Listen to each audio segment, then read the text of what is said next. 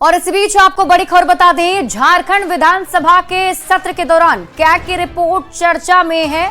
स्वास्थ्य विभाग और भवन निर्माण पर रिपोर्ट को लेकर प्रधान महालेखाकार ने प्रेस वार्ता की। इस प्रेस कॉन्फ्रेंस में साल 2016-17 से 2021-22 तक की ऑडिट की रिपोर्ट साझा की गई है। इसमें राज्य में स्वास्थ्य सेवा प्रबंधन को लेकर जो खामियां सामने आई है वो वास्तव में बेहद चौंकाने वाली है। इस रिपोर्ट के मुताबिक झारखंड में डॉक्टर और मेडिकल स्टाफ की भारी कमी है। डॉक्टर मरीज के अनुपात में भी भारी कमी की बात कहते हुए इस पर चिंता जताई गई है। एजी की रिपोर्ट की माने तो कोविड काल में भी केंद्र की ओर से मिले फंड का राज्य सरकार इस्तेमाल तक नहीं कर पाई। में डॉक्टर्स, स्पेशलिस्ट, स्टाफ नर्सेस और पैरामेडिक्स इन सभी की भारी कमी है सभी तरह के अस्पतालों में। हमने देखा कि 6334 जो मेडिकल ऑफिसर्स और स्पेशलिस्ट होने चाहिए स्टेट में, ये सैंक्शनड पोस्ट हैं, उसके विरुद्ध 2210 पोस्ट यानी 61% खाली थी।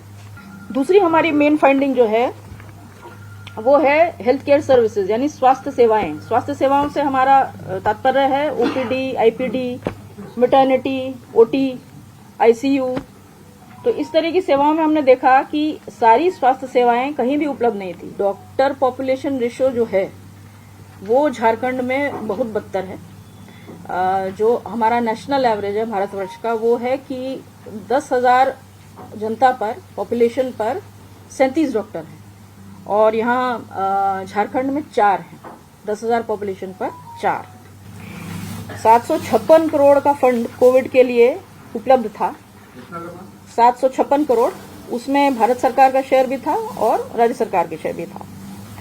लेकिन उस 756 में से सिर्फ 436 करोड़ राज्य सरकार ने रिलीज किया और उस 436 करोड़ में से भी सिर्फ 32% यानी 137 करोड़ का खर्चा हुआ।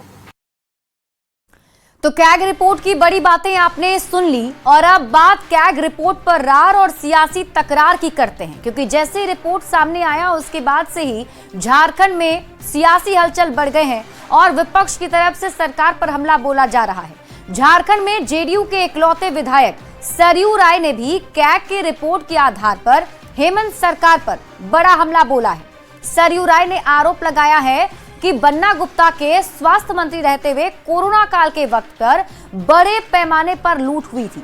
कोविड फंड में जितने पैसे राज्य सरकार को मिले थे खर्च करने के लिए, वो पैसे भी सरकार खर्च नहीं कर पाई है और इसी को लेकर सियासी बवाल मचा हुआ है। आज जब सरयू राय की तरफ से प्रश्न उठाया गया तो इसका बचाव करते हुए मौजूदा स्वास्थ्य मंत्री इरफान अंसारी ने बयान देते हुए बचाव किया है जो पूर्व स्वास्थ्य मंत्री थे बन्ना गुप्ता का, और इसके साथ ही सरकार की तरफ से जवाब की बात कही जाए।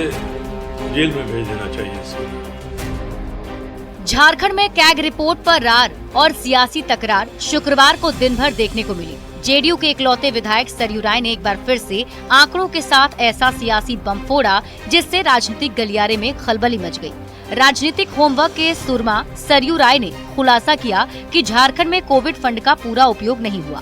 झारखंड की स्वास्थ्य व्यवस्था का हाल बेहाल है। डॉक्टर, चिकित्सा पदाधिकारी, नर्स और पैरामेडिकल की भारी कमी है। स्वास्थ्य मंत्री को तो सीधे जेल में भेज देना चाहिए इसके लिए। मैंने जब इन बातों को उठाया था 2 साल पहले तो स्वास्थ्य मंत्री ने मेरे ऊपर एफआईआर करा दिया था। पूर्व मंत्री और जेडीयू के विधायक सरयू राय ने चिट्ठा खोला और बताया कि केंद्र सरकार ने 483 करोड़ 54 लाख रुपए जारी किए थे। हेमंत सरकार को 272 करोड़ 88 लाख रुपए देने थे। कुल मिलाकर 756 करोड़ 42 लाख रुपए का प्रावधान हुआ। झारखंड सरकार ने केंद्र की 291 करोड़ 87 लाख रुपए और राज्य की 145 करोड़ 10 लाख रुपए जारी किए, लेकिन मात्र 436 करोड़ 97 लाख रुपए का ही उपयोग हुआ, यानी आपदा प्रबंधन फंड का भी पूरा इस्तेमाल नहीं हुआ। इस पर स्वास्थ्य मंत्री डॉक्टर इरफान अंसारी ने तत्कालीन मंत्री बन्ना गुप्ता का बचाव किया। सीजी का रिपोर्ट कितना ऑथेंटिक है नहीं है तो जांच का विषय है और कुछ बातें कह देना और प्रमाणित करना ये दूसरी बात है। स्वास्थ्य मंत्री डॉक्टर इरफान अंसारी ने दावा किया कि कैग रिपोर्ट की जांच करेंगे। रिपोर्ट किस तरह से बनाई गई है इसका अवलोकन करेंगे। पर विधायक सरयू राय का साफ साफ आरोप है कि कोरोना काल में स्वास्थ्य विभाग में बड़े पैमाने पर लूट हुई है। हालांकि कितने पैसों की लूट हुई और कितनों का दुरुपयोग हुआ, इसका खुलासा तो जांच में ही हो पाएगा। रांची संवाददाता संजय सिन्हा और निरंजन सिंह के साथ ब्यूरो रिपोर्ट, न्यूज़ 18।